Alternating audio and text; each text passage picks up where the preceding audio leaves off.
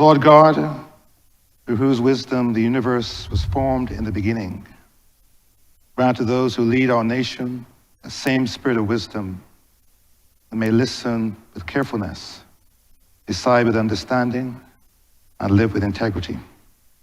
The people of this land may grow together in unity, in mutual respect, and in charity with each other, through Jesus Christ our Lord. Amen. Say the Lord's Prayer. Our Father, who art in heaven, hallowed be thy name. Thy kingdom come. Thy will be done on earth as it is in heaven. Give us this day our daily bread, and forgive us our trespasses, as we forgive those that trespass against us. And lead us not into temptation, but deliver us from evil. For thine is the kingdom, the power, and the glory, forever and ever. Amen.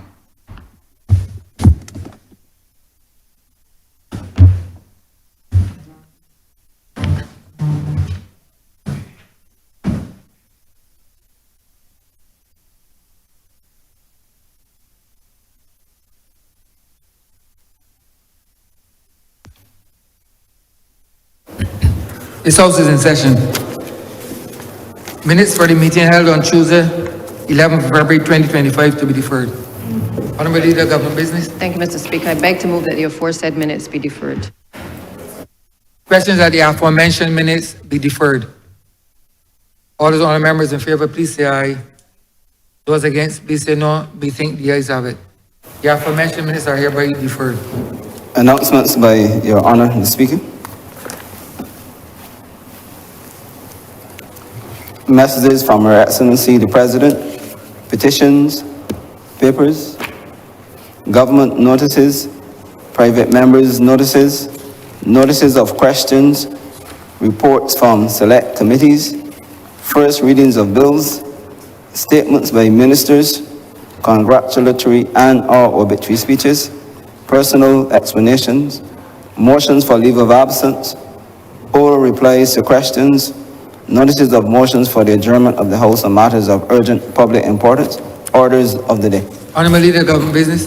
Mr. Speaker, I beg to move the suspension of standing orders 6, 16, 18, 20, 42, subsection 5, 43, and 44 for the remainder of the day's sitting.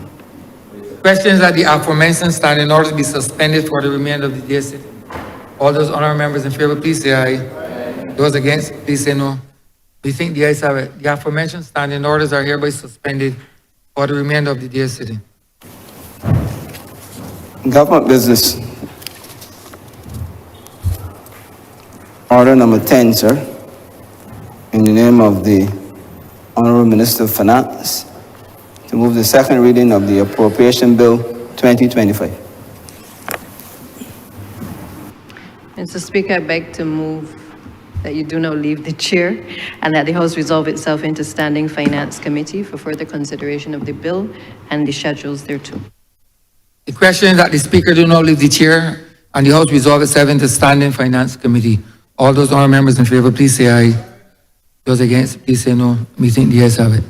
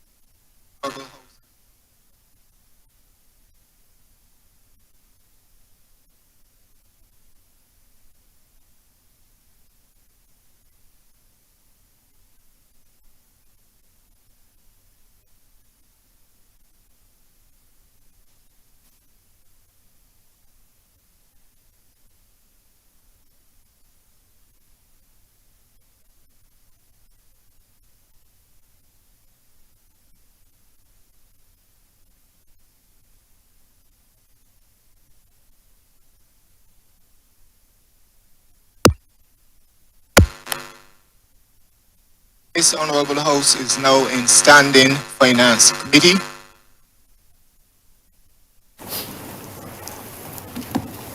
Mr. Chairman, Head 30, Attorney General, in the sum of $158,336,959.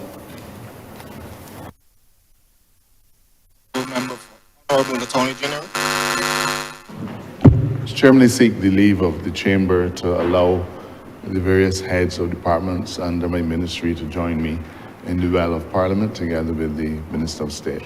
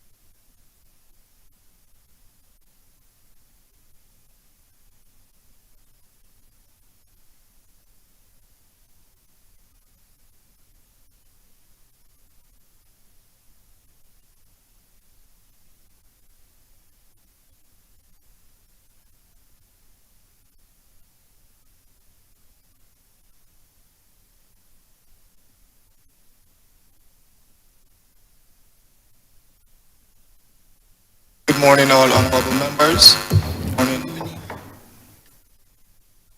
staff and members of the Attorney General. We'll proceed into Standing Finance Committee, but before we do, we have the opening remarks from the Honourable Attorney General. I will outline the rules, standing orders related to these sessions.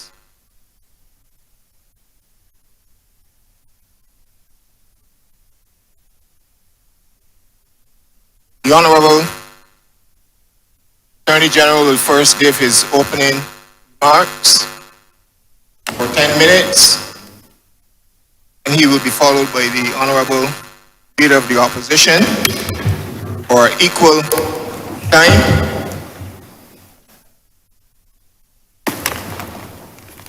Then those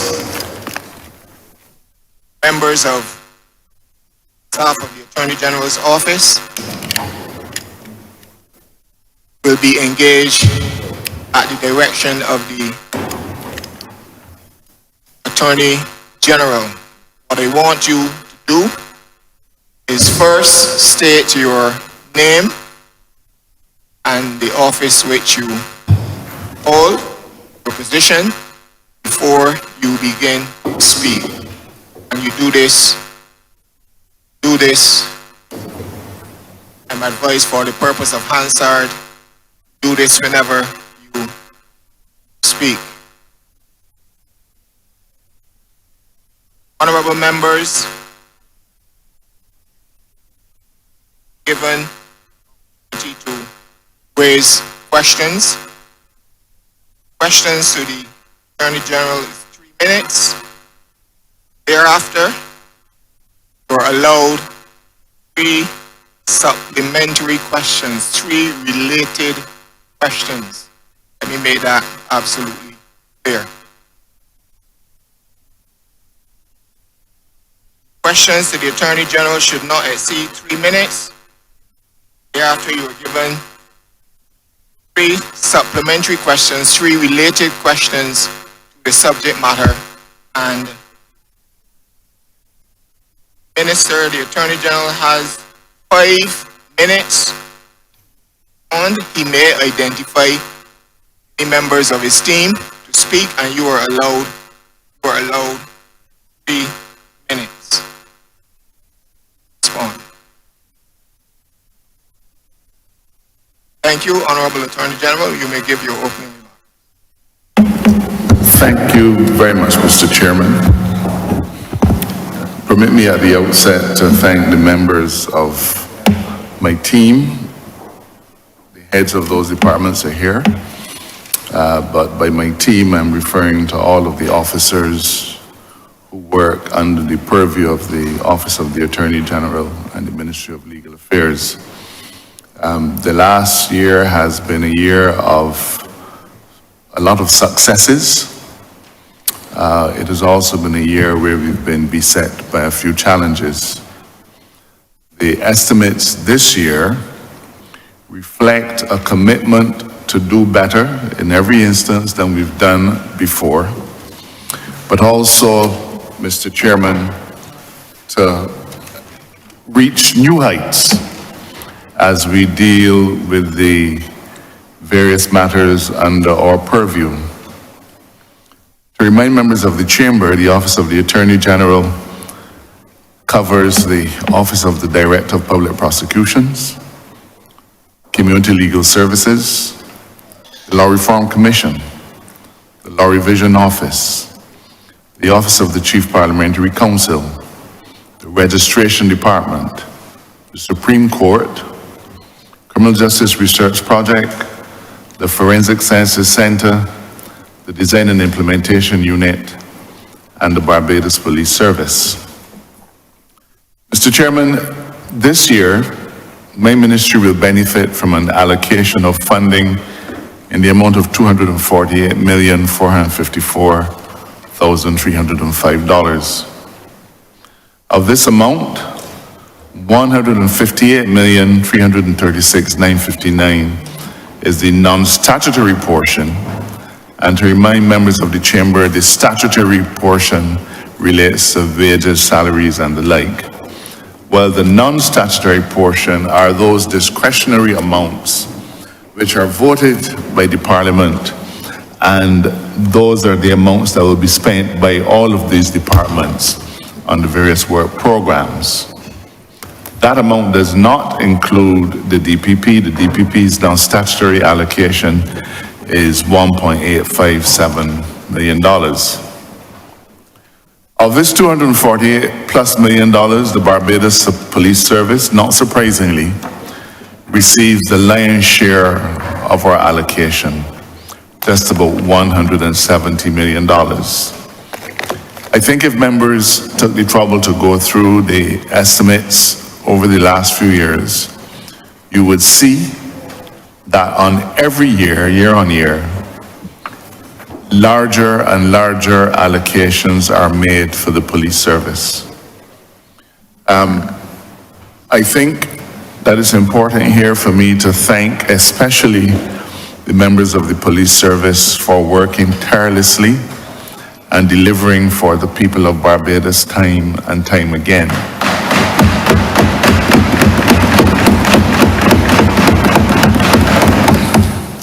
This is Aldous Huxley wrote a book, I think, called A Brave New World.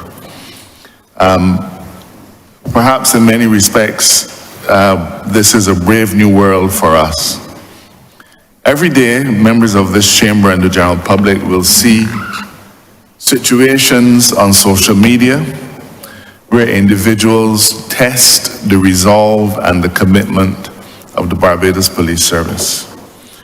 When we were all growing up, a policeman was a person to be respected. A policeman was a person to be feared. Mr. Chairman, I grew up in Parish Land, St. George, and as a boy, not me, because my parents did not allow me, but we had scooters. And you know that the scooters were up and down the road. You only had to hear the word police, and every man jack will snatch up his scooter and run through behind somebody's house, nearest cane ground, whatever it was, because police were feared and respected. Today you witness on social media situations where people are openly combative and disrespectful to the police service. That is the media in which they operate today. And that is why we have to be thankful for their commitment. More now than ever, when a police officer goes on duty, he does not know what will confront him. And in the rarest of instances, he has to ask himself, will I make it back home to my family and my loved ones today?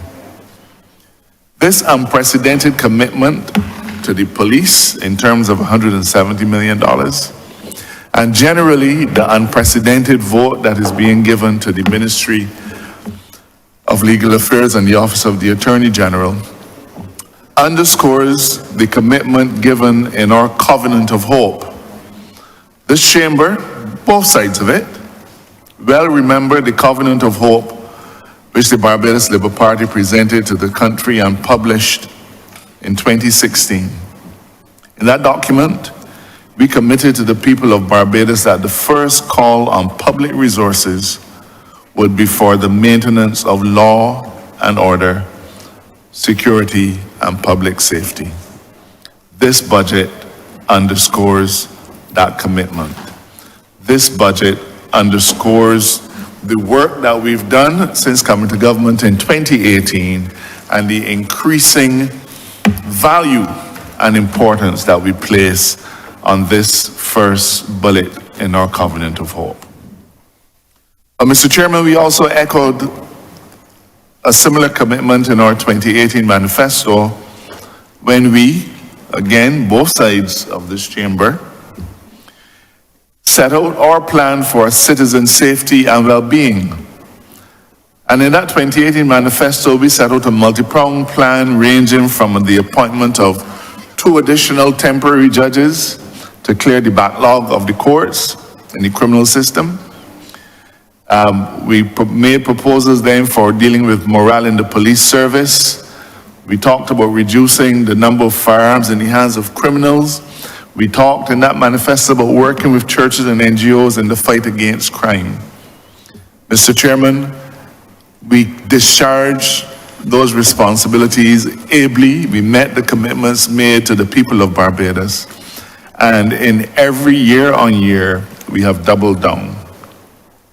I begin here, Mr. Chairman, because I feel it is important to go back to the period before when we were in government to set the context for what we have been doing and what we're doing now, what we propose to do for the next financial year. When we say that government is a continuum, we also should make the sister statement that governance is a continuum. It is important, Mr. Chairman, to go back to these things to make it clear that we recognize from when we were back in opposition, both sides of this chamber, that there were some serious issues in terms of law and order that we were facing. Back then, Mr. Chairman, the storm clouds were not on the horizon, sir. The storm clouds had already reached our shores. I can refer this chamber to a front page Nation story in October of 2015. 10 years ago. When the then Commissioner of Police informed the public that there was a serious problem with guns coming into the country through our ports of entry, especially the seaport. It wasn't we who said it. We were not in government at the time. We were in opposition.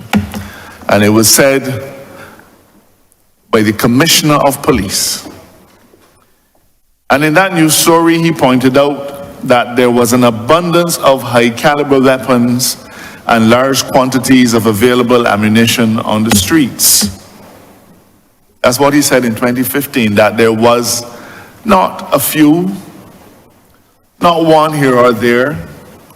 His words were that there was, in 2015, an abundance of high-caliber weapons and large quantities of available ammunition on the streets. And he expressed his concern then that the weapons were being smuggled into Barbados through legitimate ports of entry. And he continued to point out that what worried the police more was that many of the young men involved in the feuds, in the reprisal shootings, in the daily battles, refused to cooperate with police officers when they were shot because they preferred to exact their own revenge. And this tale was repeated by the Commissioner in 2016 and 2017, and perhaps it has been repeated by every Commissioner since then. Mr. Chairman, despite this dire warning, absolutely no corrective measures were taken. And when we came to government 2 years later, we found that the Barbados port had no functioning scanners, and that those scanners that were there had ceased to function for quite some time. In other words, guns were coming in through the port, but instead of plugging that hole, this scandalous situation at the port was allowed to persist until we came to government and put it to rest. In the MF program, Mr. Chairman, we spent many millions of dollars to purchase new scanning capacity for the Barbados port. The fact, though, is, Mr. Chairman, that all the while guns were coming in. And the very commissioner at the time reflected that the police service, had no way of knowing how many guns were already on our shores. Mr. Chairman, between 2021, January, and the end of last year, December 2024, the police service seized 359 firearms. You can applaud for that. 359 firearms were taken off of the streets, out of the hands of criminals. But as I said,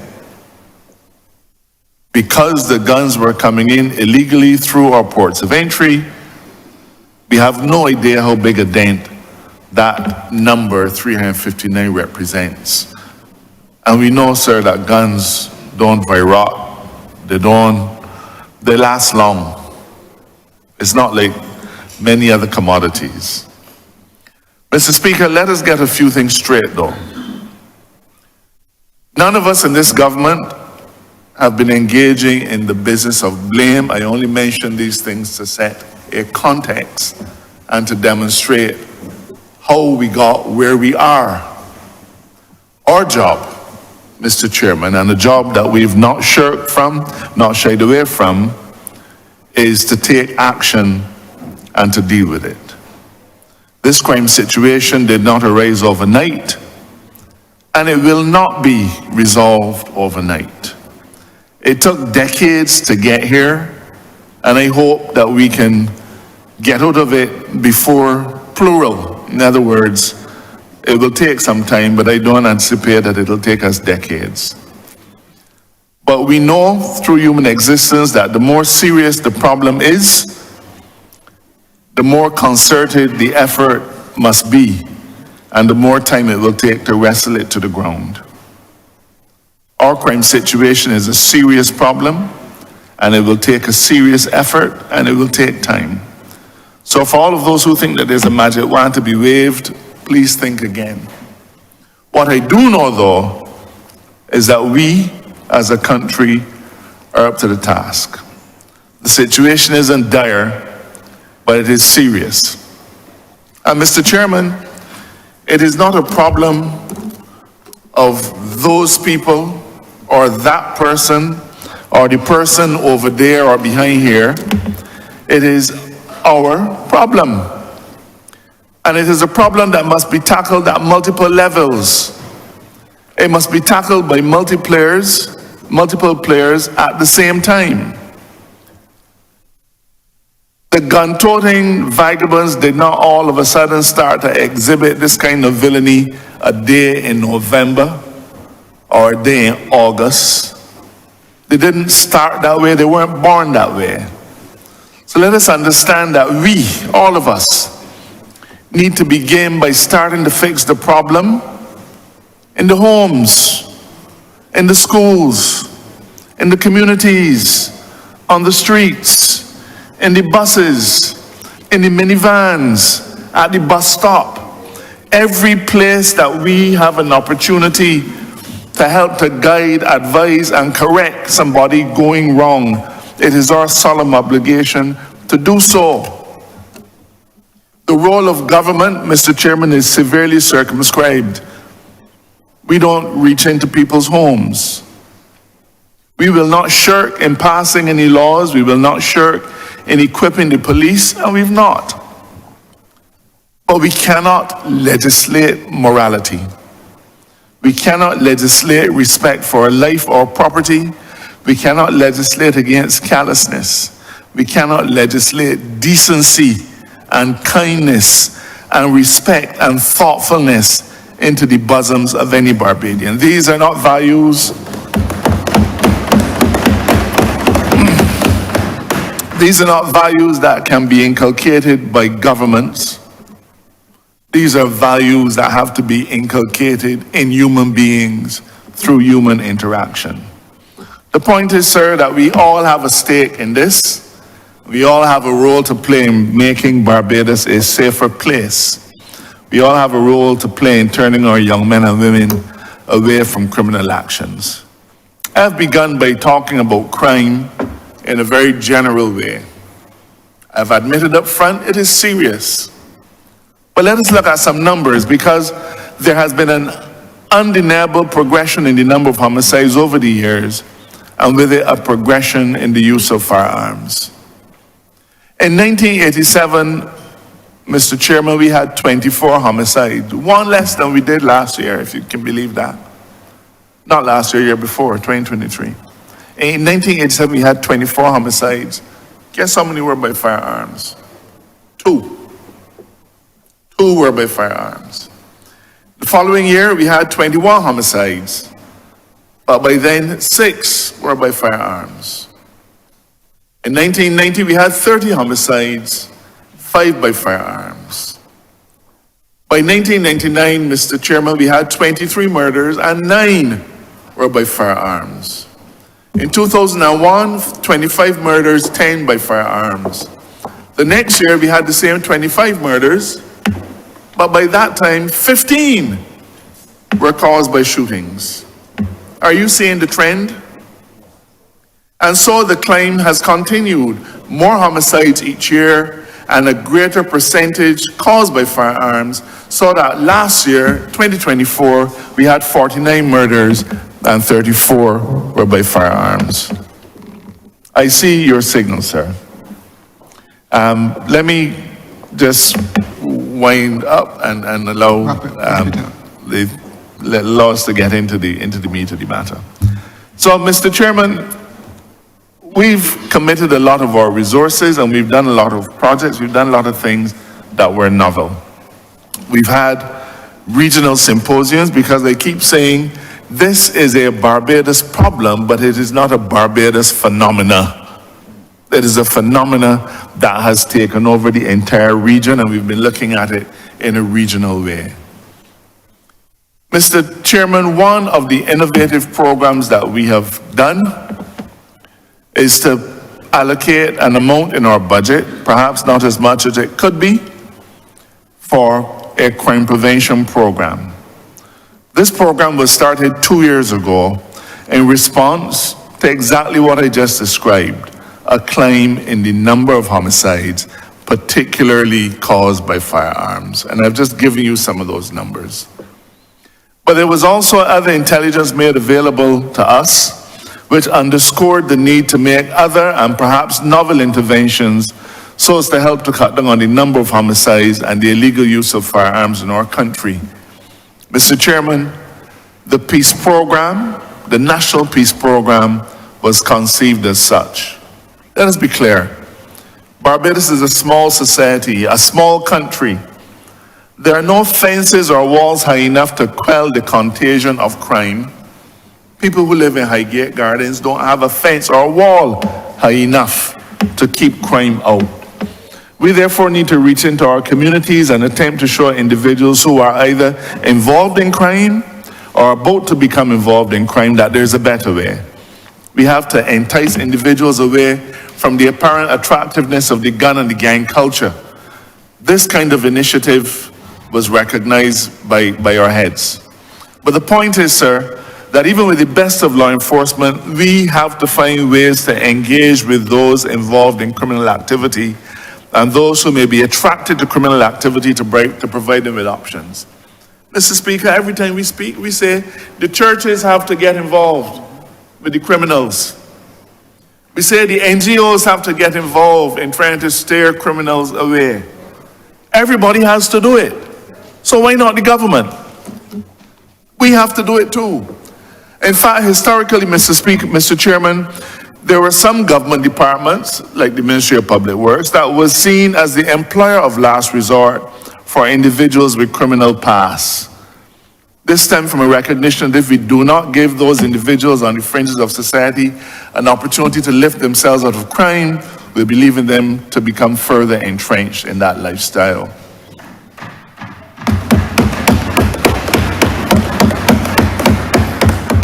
Accordingly, in 2022, the member for the city, sitting to my right, was appointed Minister of State in the Office of the Attorney General with the responsibility for the administration of the Crime Prevention Program.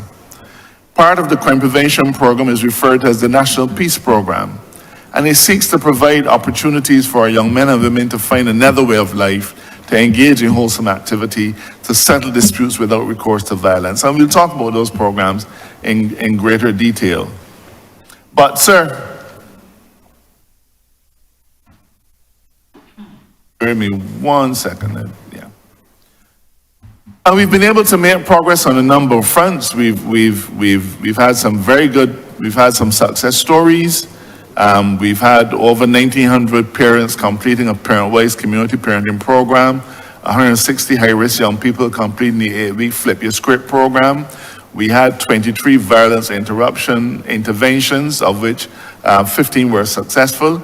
And added to these have been a financial support for a number of NGOs, the King's Trust, St. James Methodist Church, the Boy Scouts Association, Crime Stoppers, and others. Mr. Chairman, though, the fact is that as much as we've made successes, this is a new program. And as is to be expected with new programs, there have been a few mistakes, as well as things that could have been done better. In one instance, funds were used for our project where a few of the persons were still involved in criminal activity. And when I, as Attorney General, became aware of this fact, I immediately put a stop to it.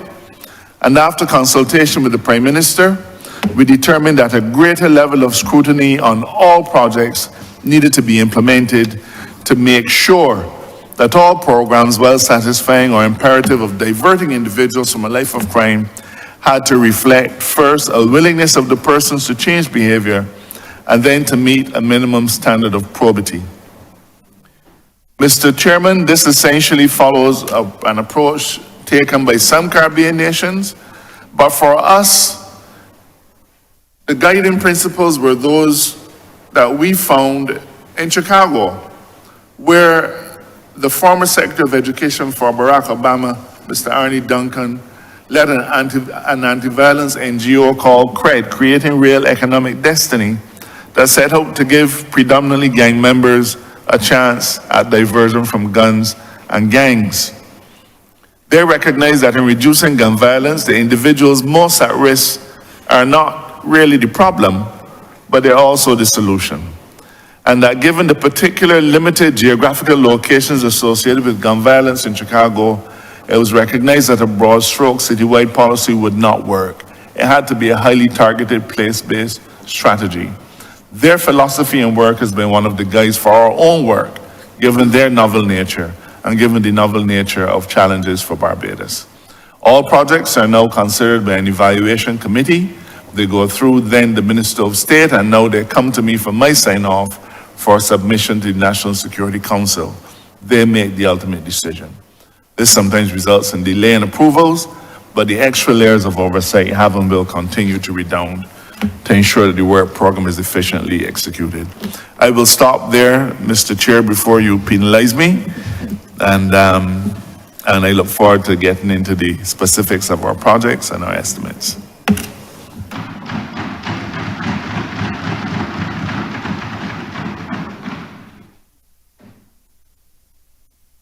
I'd like to move to this headstand part.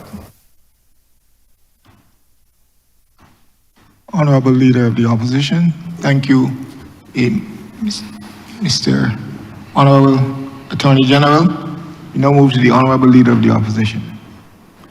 I'm obliged to you, Mr. Speaker, and good morning to all parliamentarians and to our guests. I expect that this Parliament will maintain the highest traditions, and that when an Honourable Chairman of Committee expresses the rule that an address should be in 10 minutes, and further expresses that this Leader of the Opposition will be given equal time, that both aspects of that rule will be applied for the sake of absolute fairness in an exercise that is not intended for this Parliament, but an exercise that is intended to be disseminated among the citizens of this country, both here and abroad. The operative word in your earlier expression of the rules is that of equality of time. And my record indicates that the learned and Honourable Attorney General spoke for in excess of half hour. I beg your pardon, in excess of 25 minutes. And I therefore expect that, Your Honour, if I come close to 10 minutes, you'll be happy, and that if I exceed 10 minutes, you will be fair. And I hope to do this in silence. Every time I speak, the same individual.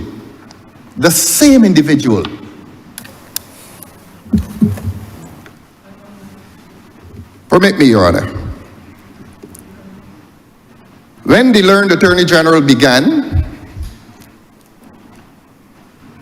he used the language that his endeavor involves a commitment to do better. Students of language will remind the learned Attorney General that better is an adverb which bears relationship to two other words alternatively. When a gentleman says that his is a commitment to do better, he may be saying that he has done well, and that the word, the adverb as a comparative quality, moves from having done well to quote the learned Attorney General, a commitment to do better.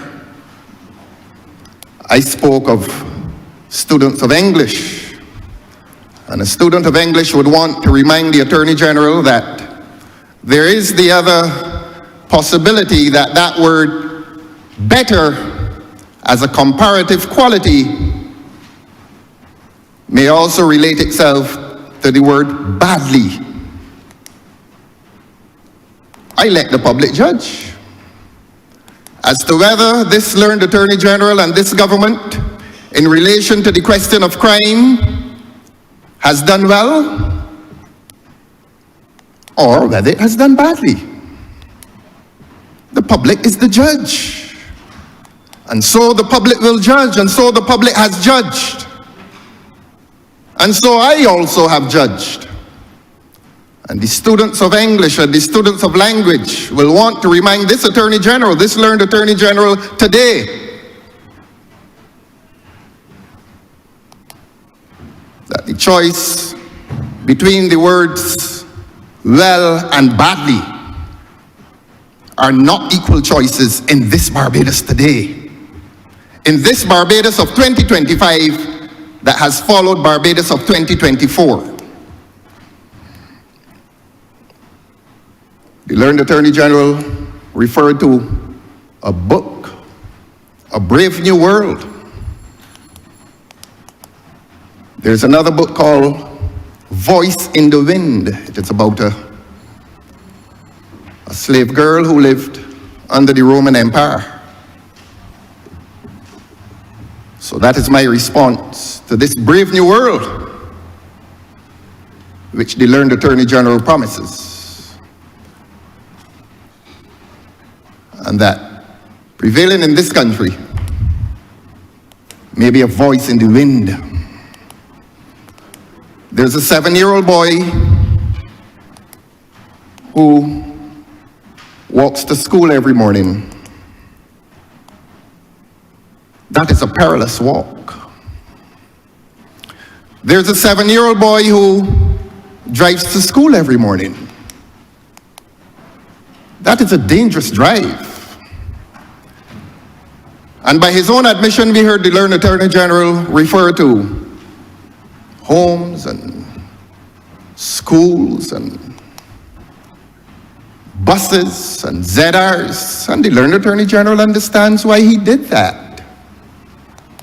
And the learned Attorney General will probably now agree with me that a drive in the minibus or the bus or the ZR is now a dangerous drive. Were we doing well? And are we now doing better? Were we doing badly? And will we try to do better? I commend the latter comparative, that the endeavor is to do better because we've done badly. Because that 7-year-old child, whether he's walking through a country lane or an urban street, whether he's in a ZR or a bus, or his beloved mother's car, a stray bullet can meet him, that 7-year-old boy. And the government will say to you that government is not to blame for every incident of criminal wrongdoing. And I want to quote the learned Attorney General again. When he described certain miscreants in the words, and I quote, gun-toting vagabonds. That is the language of the learned Attorney General. And government may insist that it is not to blame. And that it is not to blame for those, and I quote again, gun-toting vagabonds. And that it is not to blame more particularly for every instance of a, and I quote, gun-toting vagabond pulling a trigger. I don't think the society is blaming government for every instance in which a gun-toting vagabond pulls a trigger. But what this society, this country is asking government to do is to accept its responsibility as a government with vast resources at its disposal, with the police department, the police service, which according to the learned Attorney General this morning has dedicated to it the figure of $158 million. That is a heavy allocation. But let us not forget that there's a heavy responsibility, a heavy governmental responsibility that goes with that allocation. And therefore, if government resiles on the issue of blame, we do not blame you for these instances of violent criminal wrongdoing, but we ask this government to accept its responsibility. And we say that in the life of that 7-year-old boy in the country lane, on the urban streets of Barbados, in the ZR, in the minibus at the bus stop, according to the learned Attorney General, we ask this government to accept that it has probably not met its responsibility to give to that child, that innocent child, that precious child, the safety and security that this government must guarantee to that child. Whether, I say, he is in the home on the streets, in the school, at the bus stop, and I'm quoting the learned Attorney General, wherever is that precious, vulnerable child, this government has a responsibility to ensure that he experiences a life that every person in this parliament experienced when we were at the age of 7. This is no brave new world. This is a dangerous new world. And I've heard enough of the structural prescriptions about we've appointed more judges. That is not a solution to the problem. And incidentally, Your Honor, that 7-year-old boy was born in 2018. And for every year of his life, apart from the period of lockdown, that 7-year-old boy has lived in a country in which a murder has taken place on average, if not once a week or once every 2 weeks, every month in this country that has lost its peace. So don't focus on blame government. Focus on responsibility. Has this government met its responsibility to that 7-year-old? Has this government met its responsibility to this country? This country knows the answer. Will there now be a dissonance between this country's answer and this government's answer? This country, here and abroad, has accused this government of ushering this country into the most violent period in its history, apart from the period of slavery. And therefore, let me say, post-1966. That our generation in this parliament has not seen a country like this before. Where's this government's responsibility? The appointment of 13 judges? That is not the solution. I have come to this parliament more than once, and I have expressed in humility what are the possible prescriptions, and when I was sitting over there, I did it to applause. I do it here in silence, but we call that partisan politics. We call it partisan politics. And the Attorney General, the learned Attorney General, did something here very strange today, akin to one of Barbados' well-known comedians. In the middle of his jokes, he used to say, you have to clap for that, and he did that, and there was applause. I've never seen this kind of thing in Parliament before. You demand applause and you get it. Hooray.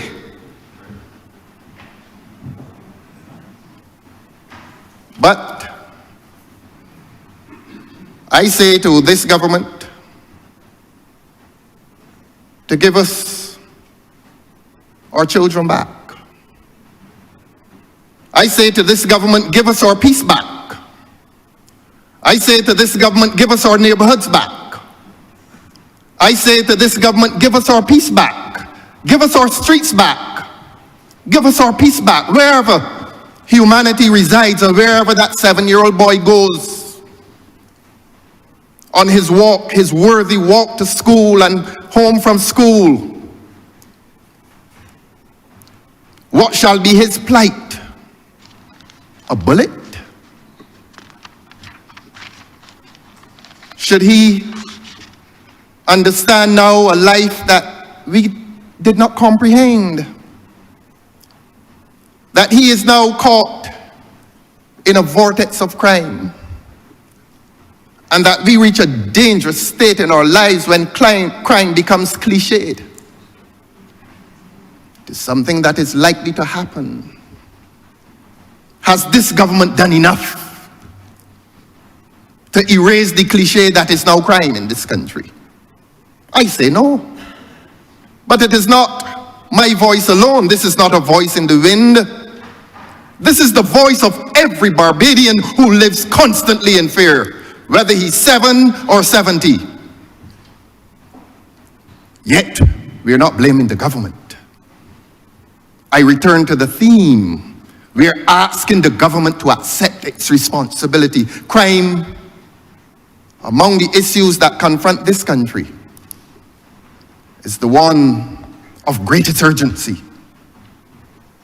And when we use the word better, that word is used in its comparative quality, its comparative sense, to the other word, badly. And if anyone doubts that assertion, take that person's memory back to the year 2024. I believe it has been a year of ignominious record. That our 7-year-old child saw a murder in this country every week. Possibly, of the 52 weeks that constitute a year, this country has lost its peace. And this Ministry of the Attorney General has highest responsibility in the restoration of that peace to this country, in the restoration of that peace back into the life of that precious 7-year-old boy.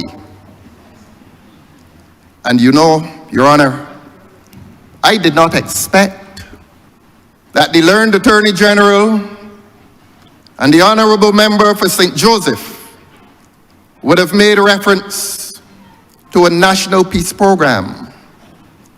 And I give early notice that I'll be asking some questions on this national peace program. I will be. Take early notice. But I wrote what the learned Attorney General said about this national peace program. I asked the public to incline its ear closely to the language used by the learned Attorney General here this morning. Because unless language has meaning, it is wasted. And here's what the learned Attorney General told this country a few minutes ago in a 25-minute speech about that national peace program.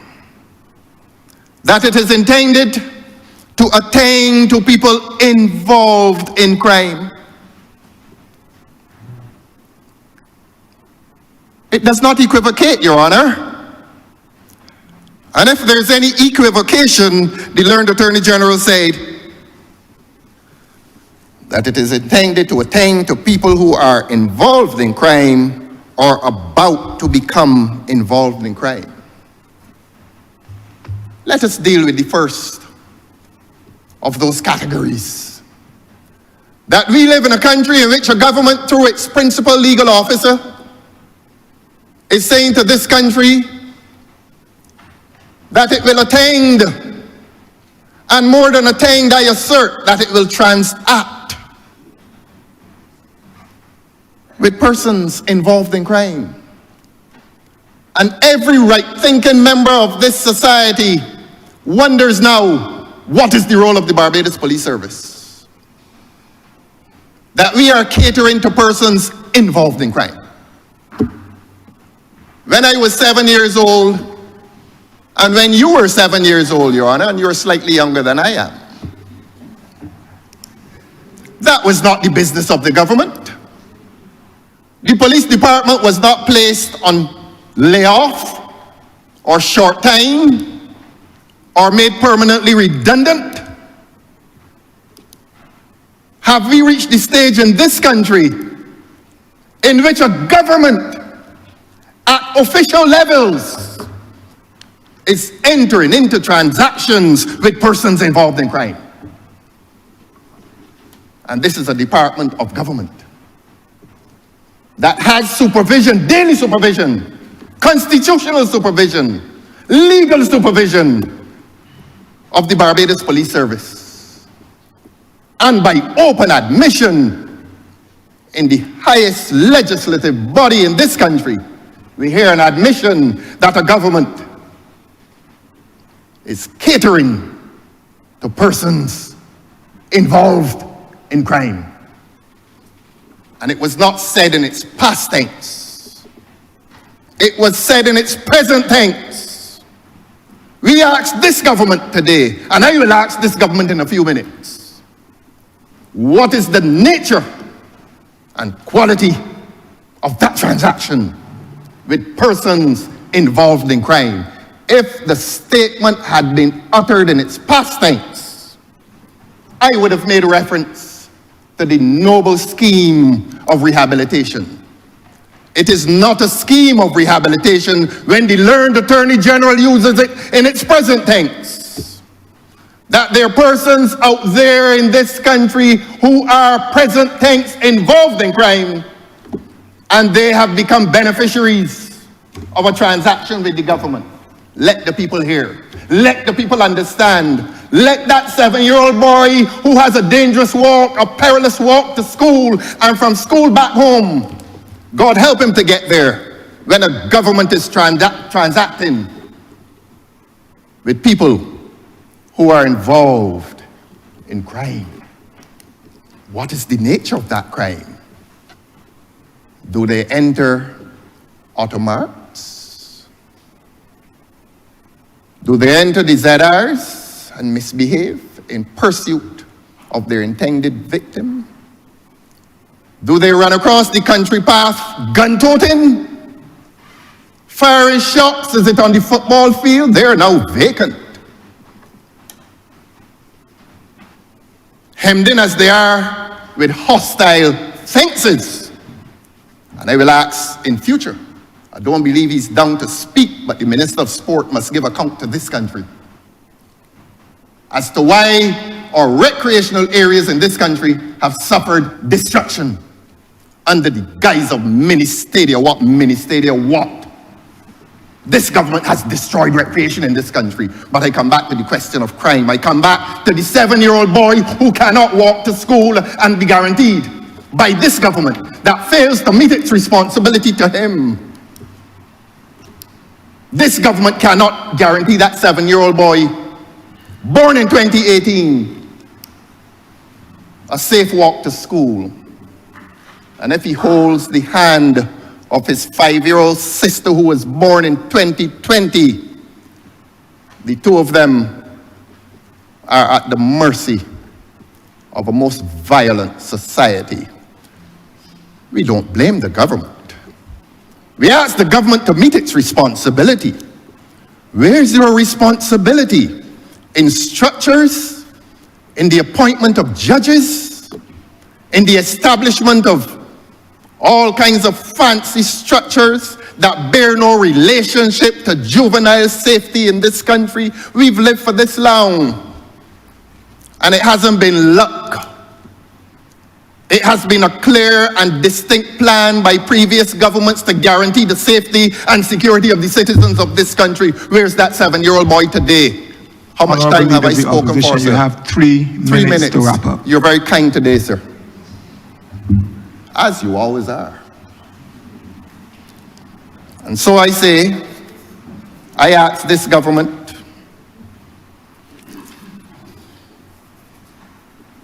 as I had started to ask, and every minister in here has a responsibility, give us our schools back. Give us our standards back.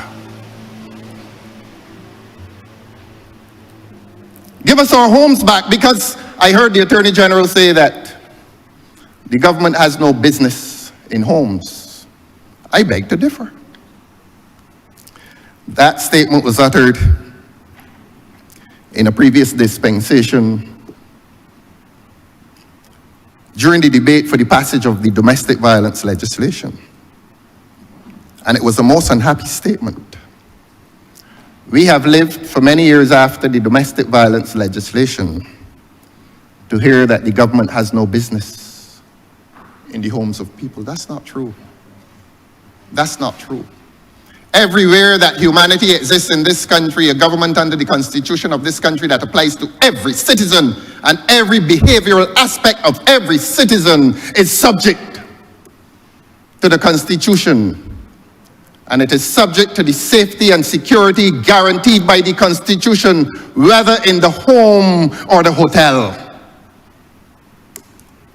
Our pursuit must now be considered to be misconceived.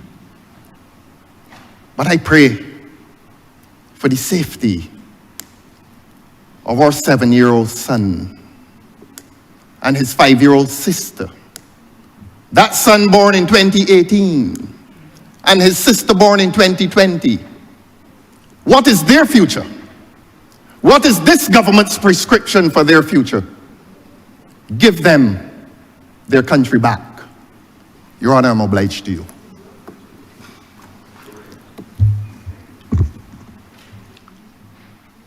Thank you, Honourable Leader of the Opposition. Honourable Member for St. James Central. Thank you very much, sir. Mr. Chairman, I do not propose in the 3 minutes allotted to me to engage in the sophistry of good versus well versus better. I suffice it to say that I disagree vehemently with the views expressed by the Leader of the Opposition on any suggestion that the learned Attorney General has performed badly.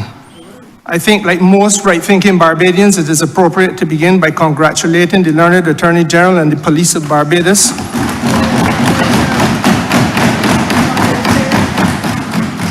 for the work which has been selflessly done and the constant delivery of success on behalf of the people of this country in the interest of the security of the people of this country. Unlike the Leader of the Opposition, sir, I do not have early onset amnesia. And I think of the 17-year-old boy. I think of the 17-year-old boy born in 2008, sir, who was not unable only to walk a country lane, but unable to sit in a school bus because of stabbings taking place in school buses in Barbados in 2015 and in 2016 and in 2017, sir. I want to applaud the concerted efforts to address the morale of the Royal Barbados Police Force under the watch of this learned Attorney General. And I recall the deterioration of morale under a previous administration, where officers are overlooked for promotion, political intervention in the promotional system.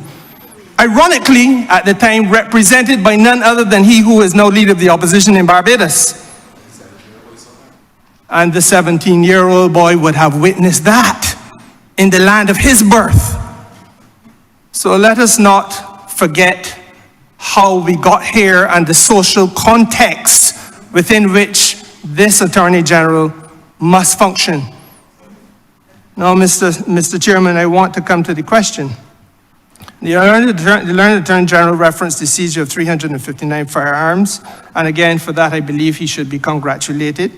And I feel strongly, Mr. Chairman, that the opportunity should be given to the Attorney General, I seek to do so now, to elaborate on the extent to which crime as a crisis is an issue not only here in Barbados, as it has been cast by the Leader of the Opposition, but that it is a wider crisis across this region. And I reference in particular headlines: Trinidad and Tobago is in a state of emergency even as we speak. 2023, I believe it was, CARICOM heads declared crime as a public health issue. The Parliament of this country cannot remain silent on these things, and I feel, sir, that I would want to hear from the Attorney General some form of elaboration on crime, not only as it impacts us as in Barbados, but as a regional issue, by extension impacting this country. Thank you very much, Mr. Chairman. The Caribbean, the countries in the Caribbean have been linked not just by sea, not just by the merchant class. In fact, I think you well remember when, I believe it was Arabara, who when the issue of regional integration came up, said that, that the region was already integrated by its higglers, people who were moving up and down from day to day, doing business unseen, but important business. That has been the nature of the coexistence of CARICOM states around the Caribbean Sea. But we'd be foolhardy to think, sir, that the criminals are not also doing the same thing.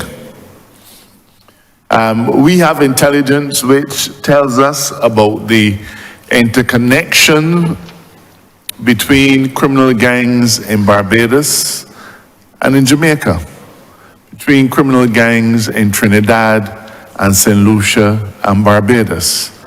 Individuals travel across the region, sometimes under the guise of music, other times under the guise of holiday, but we are always in a stance, sir, where we have to look to see how the criminal element is moving up and down our region. So let us begin by accepting that the connectivity between Caribbean states goes beyond legitimate business. It also exists for the purposes of doing illegal acts. Mr. Chairman, almost daily in Jamaica, one area of Jamaica or another is subject to states of emergency. The crime rate in Jamaica is huge. Of the countries in the region, in the world with the highest homicide rates, I believe CARICOM states account for about 6 out of 10 or 11. Now that doesn't mean that the numbers are necessarily large, because percentages, will paint a different picture. But the fact is that all across this region, we are seeing a significant rise in criminal activity, especially in relation to homicides. Little St. Lucia, with a population of 2/3 of Barbados, had homicides in each of the last 2 years that more than doubled our own homicide rates. The viciousness with which these homicides are committed is beyond compare, where even babies are shot dead in their cribs. We recognize, the leaders of CARICOM recognize, that there had to be a different approach to crime fighting, and that to continue to do it in an insular fashion was not a recipe for success. Again, they're moving from Barbados to Trinidad, they're moving from Trinidad to Jamaica, and vice versa. So we can't operate in silos. But sir, let me say that this is not new, because when we were last in government, and I believe the Minister of Foreign Affairs would well recollect, as we prepared for the then Cricket World Cup, we set up a number of regional agencies, one of which is headquartered in Trinidad, but had to do with how the region treats with intelligence and intelligence gathering in relation to criminal activity. So those were the early stages. But the point is that it became imperative for the region's heads to sit together and grapple with what is this phenomena and how do we treat it. And so Prime Minister Rowley, who is the head, the CARICOM head dealing with law enforcement and security, hosted a symposium on treating violence and crime as a public health issue.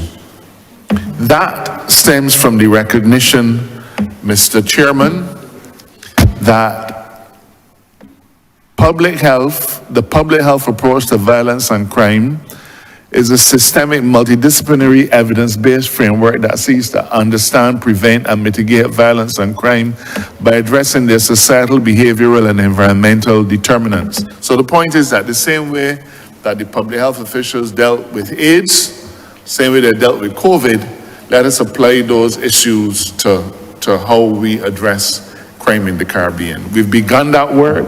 There's more work to come.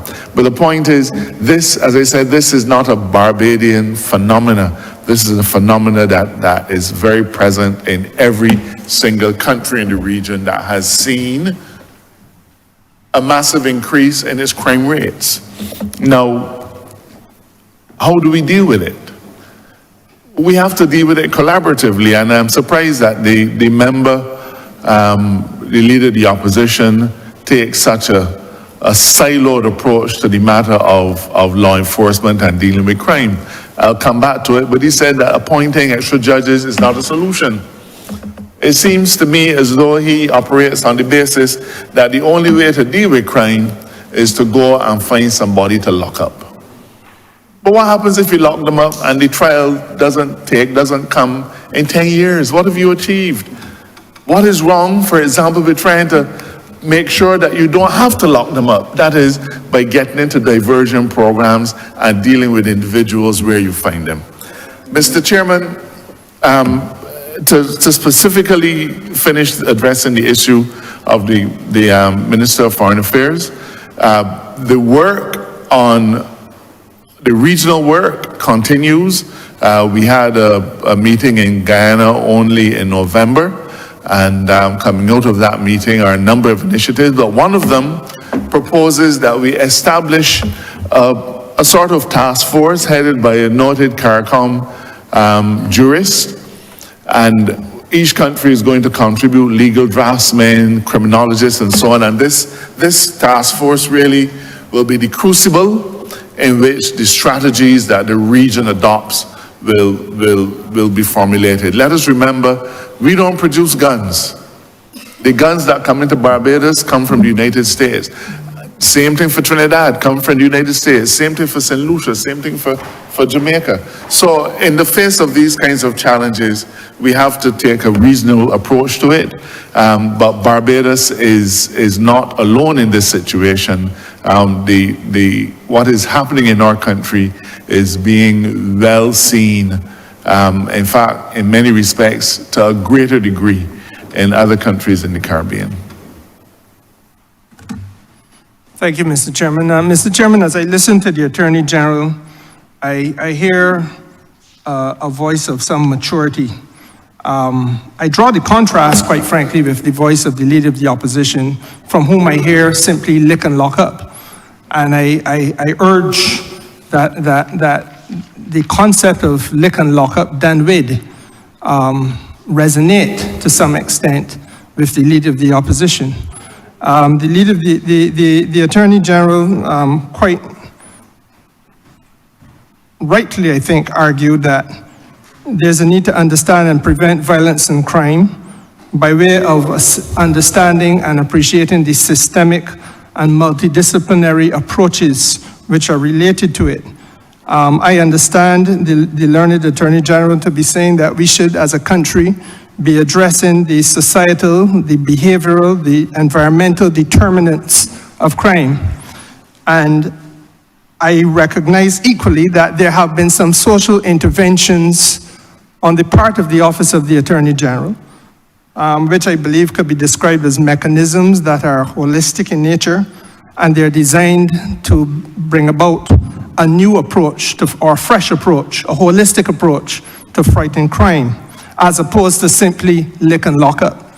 I would want to invite the Minister of State or the AG, whichever, to speak a little bit about the phases and the pillars on which this approach stands, and the targets in particular of the National Crime Prevention Program, because I see the National Crime Prevention Program as one of those examples of a mature and responsive, holistic way of tackling the crime situation in Barbados, above and beyond simply lick and lock up, which seems to be the menu of options presented by the opposition in this place. Thank you very much, Honourable Member. Through you, Mr. Chair. Good morning, colleagues. To answer your question directly, I would like to start by saying that in 2023, the heads of government declared crime as a public health issue in Trinidad. And if you're familiar with the public health approach, there's primary, secondary, and tertiary level. The same thing applies with crime prevention. Primary crime prevention speaks to addressing the deep social root causes of crime. That is things, Mr. Chair, like education, poverty, housing. And although the Office of the Attorney General is not responsible for that aspect, the government of Barbados is and is continuously working with our aggressive housing program, our education transformation, our One Family program. All of these are part of crime prevention. Not as sexy as other parts that persons tend to dwell on, but all of that is part of crime prevention. The secondary level of our secondary crime prevention speaks to those who are predisposed or on the periphery of crime. And that is where a lot of our work is targeted, to ensure that we get to persons before they become criminals. So as you said, Honourable Member, we don't have to focus on lick and lock up. And then of course there's the tertiary crime prevention, which really, in another word, is about rehabilitation and reintegration. And I have said from the beginning, and I continue to say, that unless we are going to execute every criminal or keep them in prison for life, we have to focus on rehabilitation because they return to this society where we live. And that is all part of the program for the National Crime Prevention Program. Now, to get specifically to answer your question, I want the members of the House and the public to know that there are 3 areas which we focus on, and that is intense empirical data collection called research, which is done by the Criminal Justice Research and Planning Unit.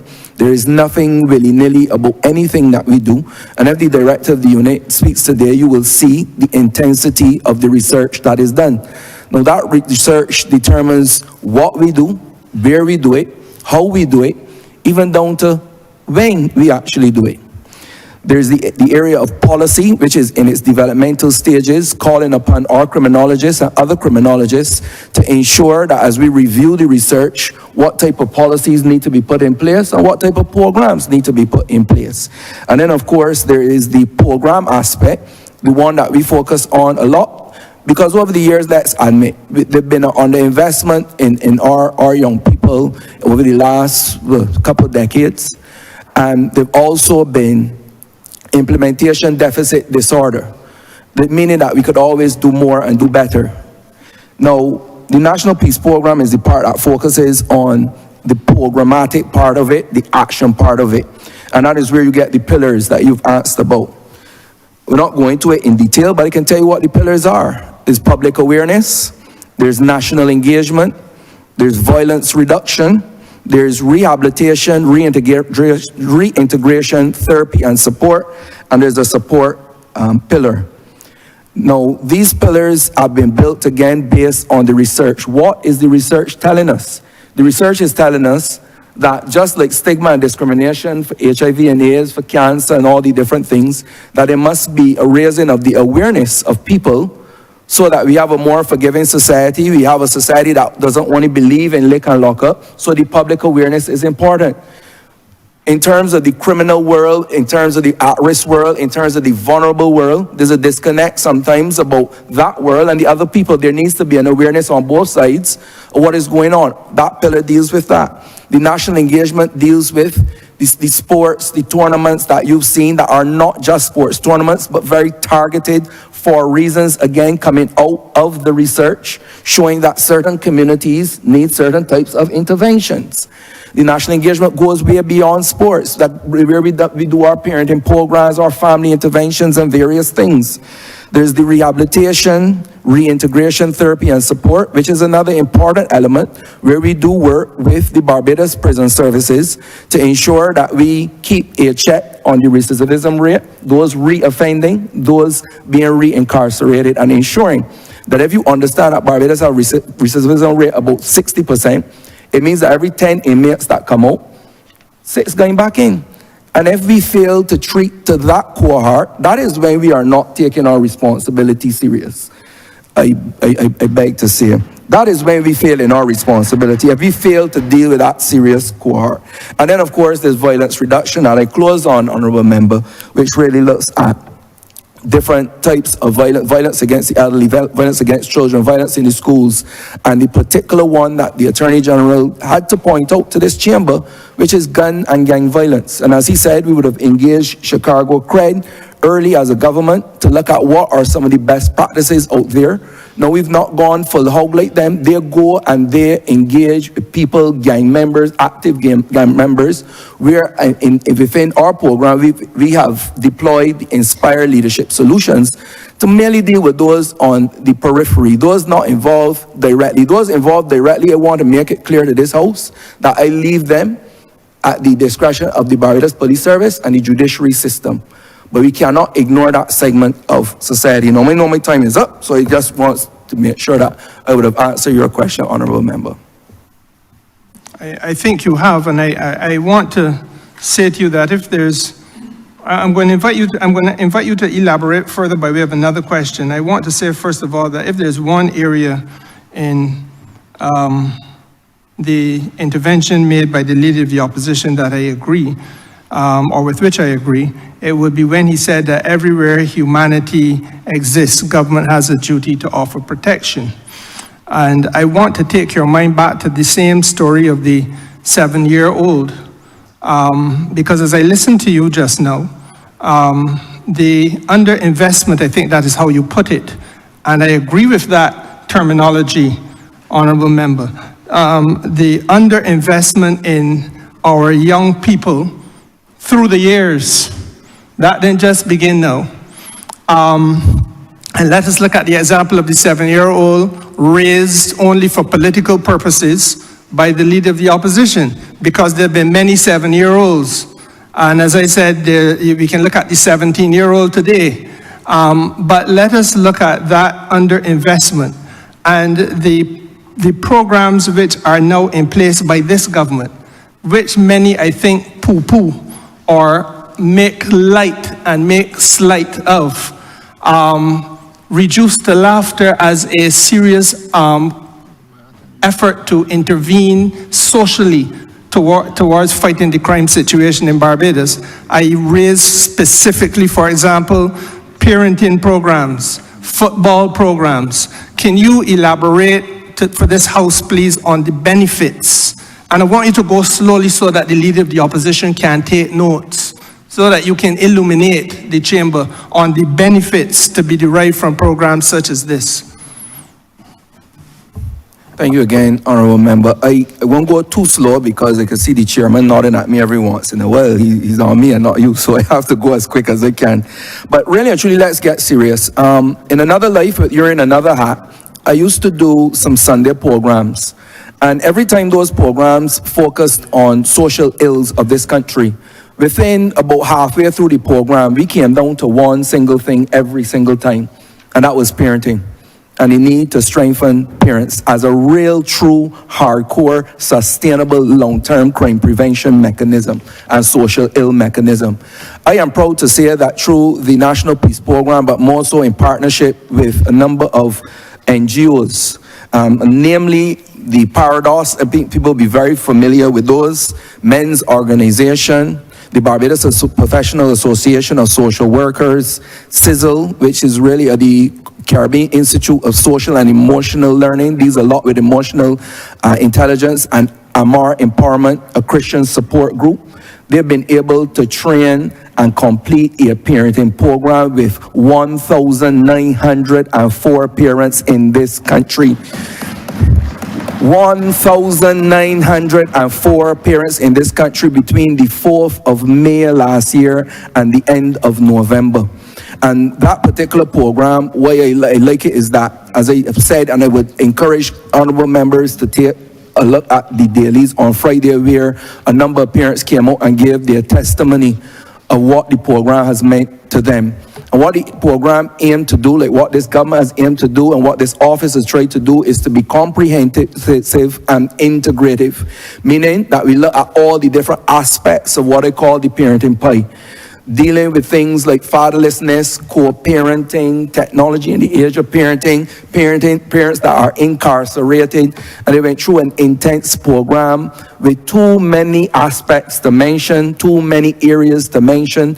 There were 5 programs in 5 parishes every 5 weeks to make sure that we cover a broad span of parents, a wide cross-section, and that we get out there to make sure that these parents are better equipped, because the government cannot do it alone. The Barbados Police Service cannot do it alone. The schools cannot do it alone. The church cannot do it alone. Parents cannot do it alone, but we can help them in what they're doing, and we can all do it together, Honourable Member. And just quickly on the football, I think football has really been one of the easy marks for people only because of the high publicity of it, because the matches were advertised. So people know of the football more so than the boxing and the different things. But with the football, it is not just football. There is Playing for Peace and the Love and Unity series, where we look at people who were once at war with themselves and war with others. They decided that they are at war no more. And we say, well, look, let me test it. Let me come together and let me play a match and let me break bread at the end. Let me roast some bread fruit and show that we are truly, and not pretending, that we are at peace. And this is how we talk about, we want to bring back the standards and we want to bring back the community. And I think that these are the ways to do it. Or at the VT time, we started in the North. One of the things that touched me, Honourable Member, and this is for all the members of the House.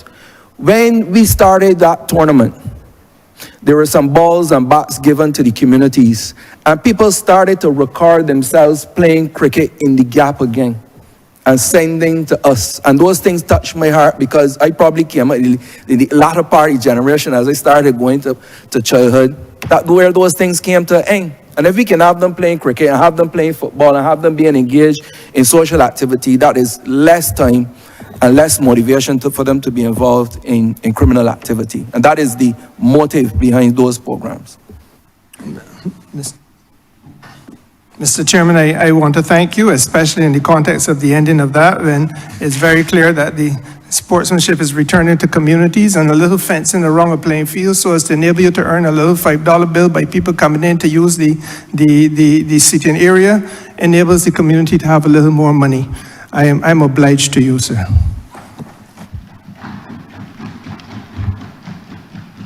Thank you, Honourable Member. Honourable Member for St. Michael North. Yes, thank you, Mr. Chairman. Good morning to all members of the House and to the team from the Office of the Attorney General, and of course to the Attorney General and the Minister of State. I want to put on record my support and admiration for this team, this hardworking and dedicated team. There is no doubt, Mr. Chairman, that there are some things within our society that we could do better. There are some areas where we see concern, of course, as it relates to crime and seriousness of crime. And I believe that the Attorney General and the members of the Office of the Attorney General, in particular those of the Barbados Police Service, are exercising and demonstrating human service to our country in seeking to wrestle this particular issue to the ground.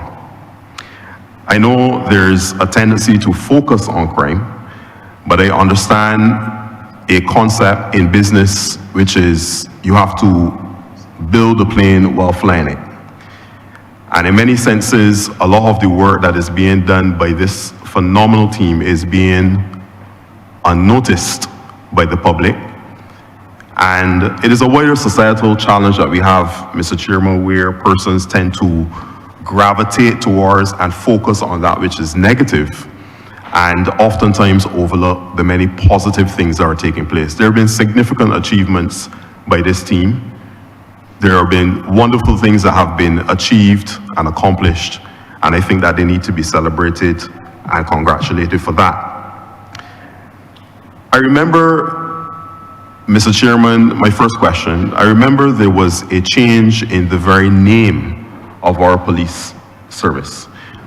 I grew up in a Barbados where it was always the RBPF, the Royal Barbados Police Force, and our transition to a republic also allowed an opportunity, and I don't think it was because we became the republic, but I believe that there is a wider effort, which is what I'm talking about, wider efforts that are being taken place across our government to deconstruct and reconstruct, to look at the way that we have done things over the years and where we can improve and enhance. We're making those efforts. And I believe that one such effort was the change of the name from the Royal Barbados Police Force to the Barbados Police Service. At that time, I believe it was mentioned that this was to demonstrate a reorientation of the service to become more citizen-centric. I would like to ask a question of the Attorney General and of course the Commissioner of Police and team, as he would designate. What have been the additional initiatives and efforts that have been undertaken by the Barbados Police Service to reorient it and to make it a more citizen-centric service to the people of Barbados? Crime fighting is one aspect, but there are so many other things, so many other elements and components to the work that these hardworking men and women do on a daily basis to ensure that peace and order and good governance is maintained within our country. So, Mr. Attorney General, what are we doing relative to the reorientation of the police service to change it from being that force that it was for many decades to being more of a service-oriented, citizen-centric tool within the makeup of the governance of our country? Thank you. I'm going to allow the Commissioner to respond to that, but before I give him the floor, let me just say that we've had a few reflections on what policing used to be years ago. But that was a function of what Barbados used to be years ago. Isn't it funny how very often we want Barbados to be what it used to be in the 1970s and 80s, but we don't want to live the way we did back in the 1970s and 80s. We want all the benefits of a more tranquil, interactive, caring society, but somehow we want to live the way we're required to live in this current decade. When we transitioned from the police service, from the police force to police service, yes, it was because we got rid of the monarchy. But even before that, we have had to acknowledge that policing itself is very different.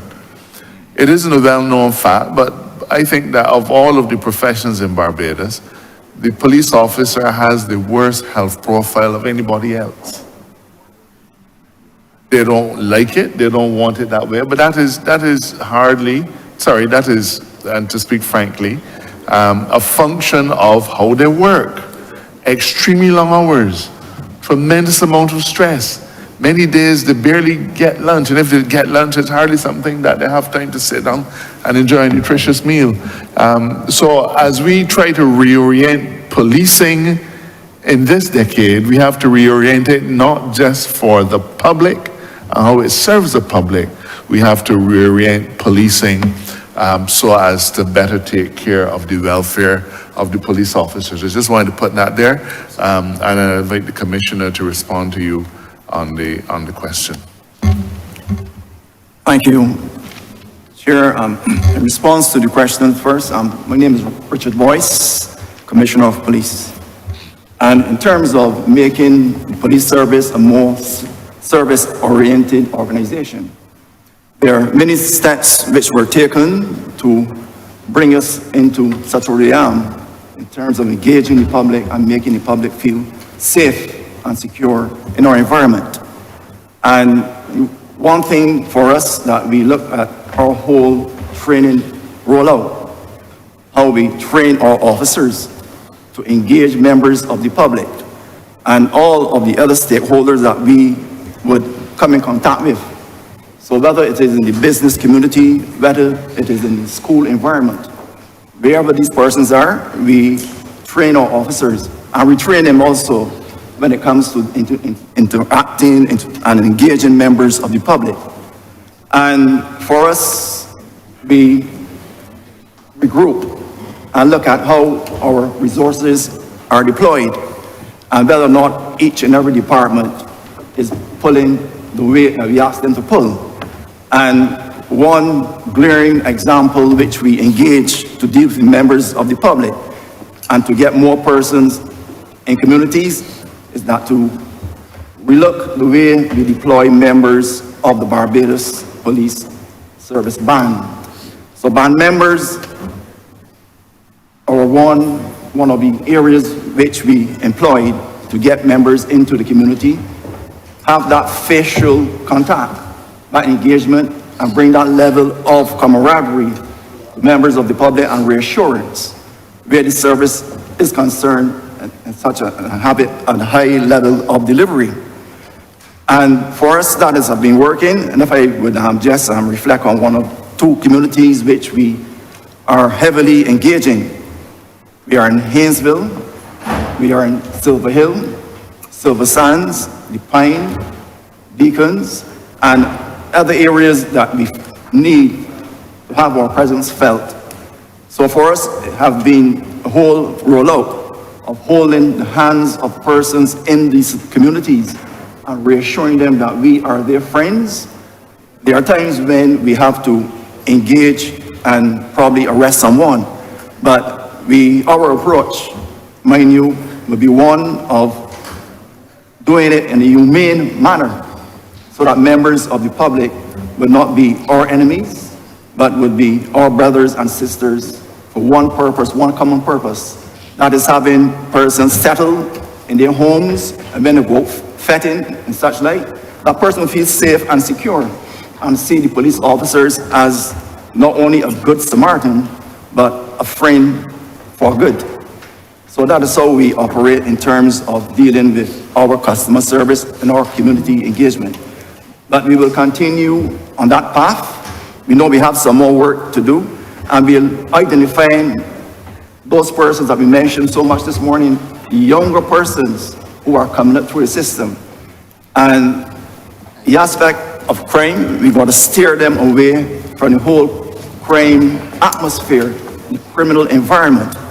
And there's a particular age group now that we are working close with, hard with also, and that is persons between ages of 13 and 16. And why I mention that short span in terms of age when it comes to the young people is that we find that those are the persons now who we have to rein in and lend a brotherly helping hand to them and steer them away from getting involved in negative actions. So those are things which we are employing to make sure that we engage the public, and as you mentioned, we move away from an organization of force to an organization of customer service where persons can see us as their port of call when it comes to issues which are niggling issues which are troubling them, and they want to bring some semblance of normalcy, quietness to their communities and homes. So that is how we are going about our work. Thank you. I can also add that the police service is also involved in a number of other kinds of community-oriented activity. The commissioner mentioned the police band, but what he did not tell you is that part of the mandate of that kind of community involvement has been that they take music into our communities. The police band is well known the world over for its musicianship, the band members. And we recognize that having such an important resource available to us where officers can go into communities and not just walk around and talk, but can invite 2 or 3 of them and say, "Come, let me teach you how to play the clarinet." And therefore, additional instruments have already been ordered, and I'm not sure when they're going to get here, but additional instruments have been ordered for the police band specifically for community outreach, so as to be able to get young men and women involved in the music industry. Something of value for itself, but also a skill that is really very therapeutic. And I speak as a musician myself. It has helped to calm me on many a difficult day. But they've also been involved as well with other entities like the King's Trust. So you will find that members of the Barbados Police Service are not out there every day trying to put handcuffs on people. They are also engaging our young people especially through either their own efforts or through the efforts of other NGOs such as the King's Trust another entity that has been funded also by the National Peace Program. Excellent. Thank you so much, Attorney General and Commissioner of Police. It underscores that the point that you just made is what I was going to lead off with, that policing is not just about snapping handcuffs on individuals, but there's a wider and more comprehensive effort that is being undertaken on a daily basis by the men and women, the good, strong men and women, hardworking, dedicated men and women of our police service, to bring our society to a healthier place and a safer place.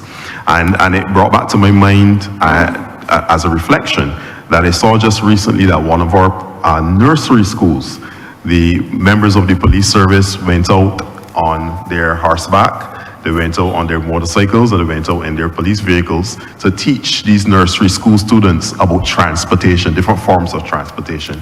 And it was a blessing to me to see about 6 or 7 police officers interacting with our little children and trying to show them and teach them the way. I come to my second question very quickly relative to response times relative to more sensitive matters. As a member of parliament, sometimes you have to interact, many times you have to interact with the best of times in persons' lives and sometimes the worst of times in persons' lives. And I have had occasion to interact with some of my constituents relative to sensitive calls for the police service, whether it is domestic abuse or other types of, very unfortunate incidents. I would like to hear from the Attorney General and of course the Commissioner of Police relative to the training, specifically as it relates to sensitivity training in our force, as it relates to those more sensitive matters and calls. There has been, unfortunate, some level of concern within the society relative to how those types of matters are dealt with by the service, by the force as it was back then. And I would love to hear how we have been transforming. How have we been deconstructing or reconstructing that particular area, responding to sensitive matters within our society? And in addition to that, and maybe as a part B to that, we talk a lot about crime. But I know that this police service is very effective at solving crime as well. So whilst we highlight the fact that there are crimes and murders, etc., which affect all of us and are concerning to all of us, this police service must be congratulated for its level of solving relative to crime in Barbados. So I would love to give the opportunity to you, Attorney General and Commissioner of Police, to speak to us relative about the specific training that is taking place to handle sensitive matters, but also how are we dealing with the overarching solving of crime and your statistics relative to that. Thank you. I'm glad you've agreed that the Commissioner can handle some parts of that, but let me just begin. You mentioned in passing the matter of response times at the opening of your opening. There are people who seem to believe that there's I don't know how to describe it, that there's a large body of police officers who are in a place so that when you make a call, you can pluck 2 and send them off, and 3 and send them off. The police service is made up of just over 1,200 officers. They are, as you know, in different ranks. So you have a commissioner, 2 deputy commissioners, 5 assistant commissioners, and the pyramid widens at the bottom. But even within that structure, you have specialized areas. You have a bomb squad. You have a pre-deal larceny unit. You have CID. You have people who, you have the forensic specialists. So in the police service, you don't have a bulge of police officers that are available to respond immediately to everything that happens. Secondly, if the police are assisting you, for example, at a scene of crime at your house, maybe there's a death, whatever it is, while those police officers at your house attending to your needs, there are other calls coming in. Now, we have 14 police stations, and some of those police stations are not even able to respond because the airport police officers their focus is going to be different. The ones that deport, their focus is going to be different. And those police officers have geographical areas. So when you take the entire police service and separate it out, you will understand that there isn't a corpus of people ready to field every call. And there are thousands of calls. We have begun to address that issue, and I want to mention it here, by changing how police respond to accident scenes. In every year, we used to get between 6,000 and 8,000 calls for accidents. From the smallest of fender benders to at the very end, mass casualties, sometimes resulting in homicides. Imagine how much time that takes. And the police have to come, they have to interview people, they take measurements, all of those kinds of things, they take statements. But while police officers are responding to that incident in Checker Hall, there's something happening in another part, there's something happening in another part of the constituency, in the parish of St. Lucie, that might require attention. But the police can't say, well, boss man, I gotta leave here because something happened down there. That's not how policing works. So the matter of how police respond to incidents, sometimes they do extraordinarily well, but depending on the number of things that are happening at the same time, there are challenges. But that's why we've said police will no longer be responding to accidents unless they have a very serious kind. And that in itself has made the world of difference by freeing up police officers and make them better able to respond to incidents. And there are other initiatives that are coming, but I will allow the Commissioner to speak more specifically to the matter that you raised.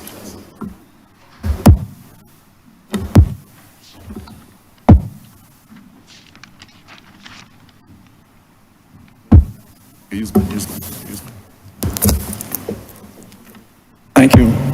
The aspect of, in terms of dealing issues such as domestic violence and other issues which are very sensitive, we in the police service have organized professional training for our officers. And this sensitivity and diversity training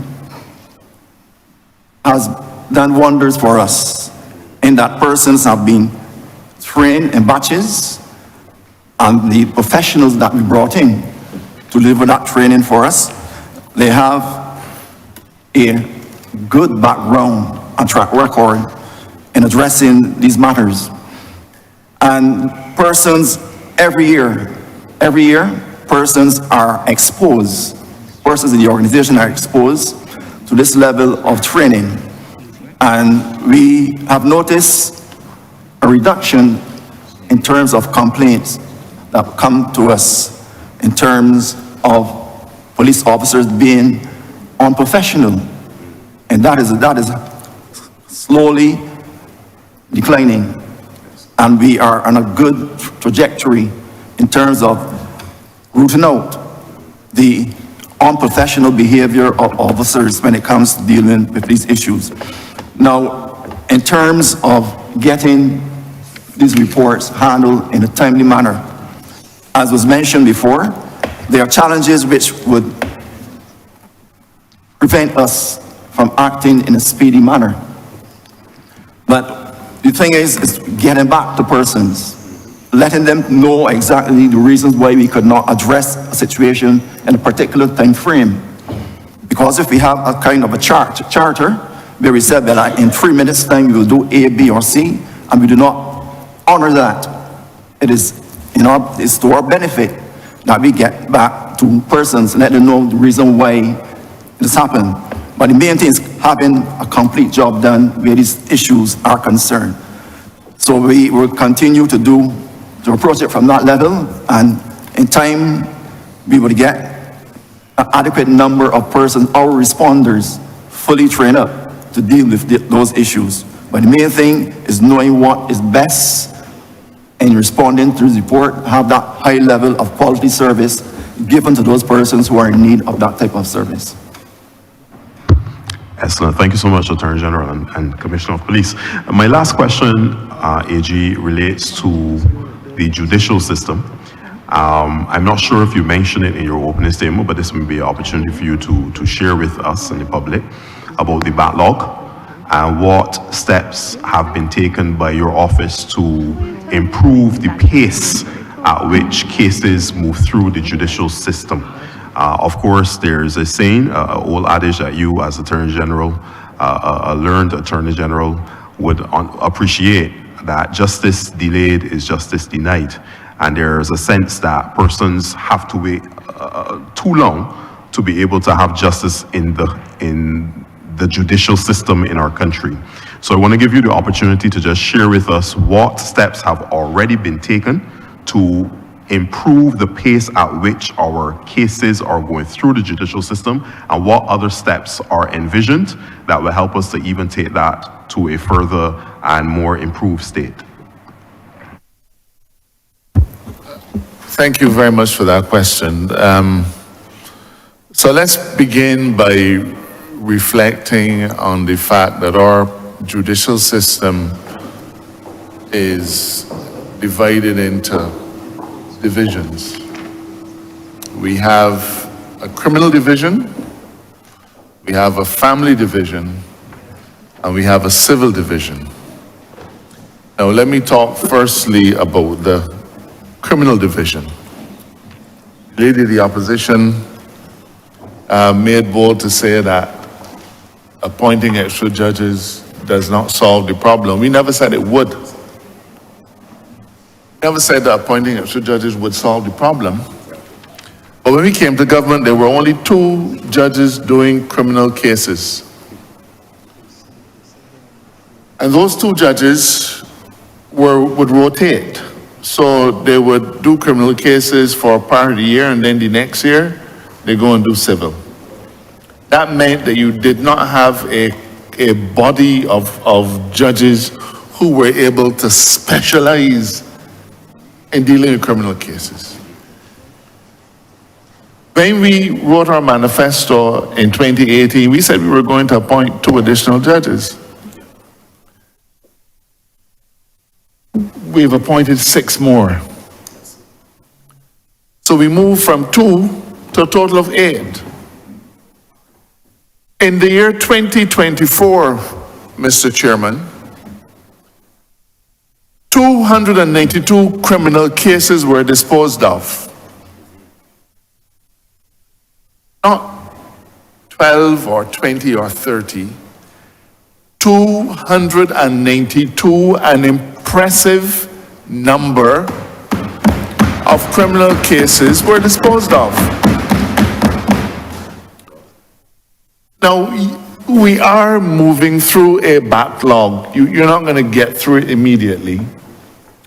But when you can go from 2 judges doing criminal matters to 8 judges doing criminal matters, when you can double the number of people doing prosecutions now to 16 prosecutors, and you can get rid of 292 criminal cases in 1 year, that can tell you that we are beginning to see a more efficient and a more effective system in relation to the dispatching of criminal cases. I leave the member, the leader of the opposition, to figure out if that will have an impact on the criminal justice system or not. We never said it would solve it, but we do know that this is a multifaceted issue. And if you leave one side of begging, then no matter how many times the police, and they do a good job, arrest people, if we don't get them through the other end of the system, we will have another problem. As the Minister of State said, unless you plan on keeping people in jail forever, we have to apply these solutions. In relation to the civil courts, now the funny thing is that we have been spending an inordinate amount of time, well, I shouldn't say inordinate, but because of the immediacy of the impact of criminal activity, we have been focused on the area of criminal justice reform. But we also started on the area of reform of the civil justice system as well. We appointed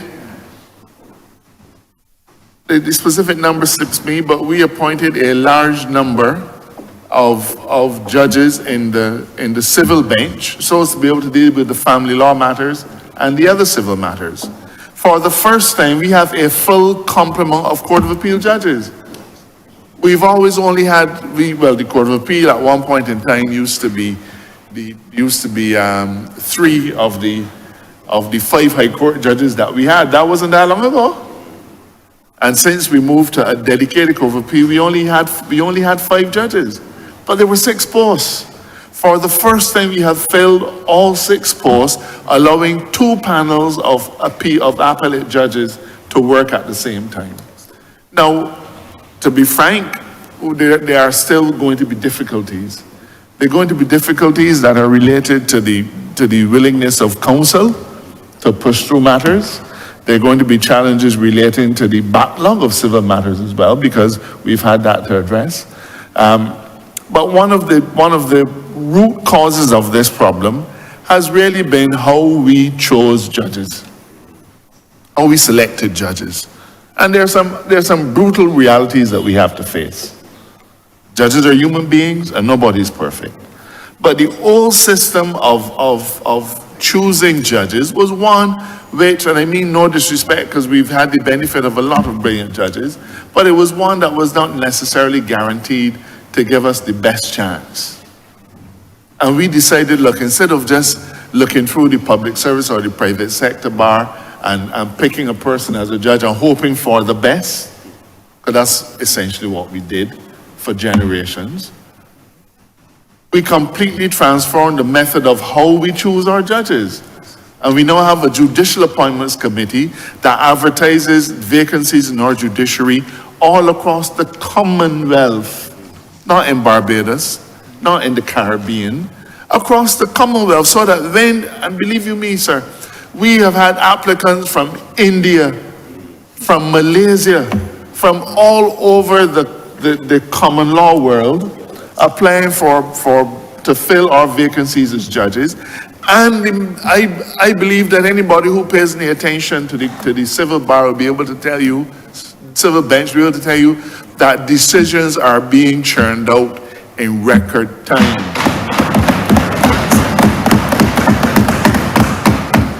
I hope that in another year's time when we sit in this place to be able to give you better statistics, because the practice of, the area of judicial work is now being addressed from a far more scientific, statistical background than the way in which we're accustomed doing it. What we normally do is we say number of cases filed, number of cases heard, decisions given, and that's it. That's a very basic statistical framework. But in truth and in fact, it is very, very sophisticated, and we don't have those resources, and we now have to put those kinds of resources in place.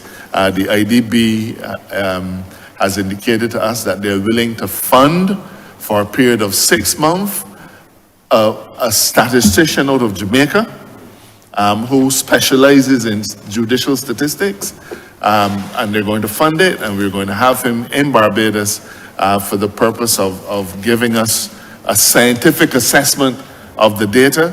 But we have come a long way from where we were when this administration started. Thank you so much. Sorry, I was actually just called you, AG. Thank you so much for the responses. I want to once again, as I began, close by congratulating the Attorney General and his office and his entire team for the impressive job that is being done to maintain peace and order in our country, from the National Peace Program and its interventions to prevent persons from moving into a life of crime, through to the work being done at the Barbados Police Service to reorient it and to make it more citizen-centric, all the way through to the reforms that are being done at the judiciary. I want to say that I believe that the Office of the Attorney General is doing a phenomenal job. And they also want to say, Honourable Member, pardon me? your time is... Thank you so much. So thank you so much for the time, Mr. Chair. Hi, Mr. Chairman, I beg to move that you do now report progress to His Honour the Speaker and beg leave to sit again. The question is that I do not report progress to His Honor the Speaker and beg for leave to sit again. All honorable members in favor, say aye. Aye. Honorable members against, say no. Methinks the ayes have it.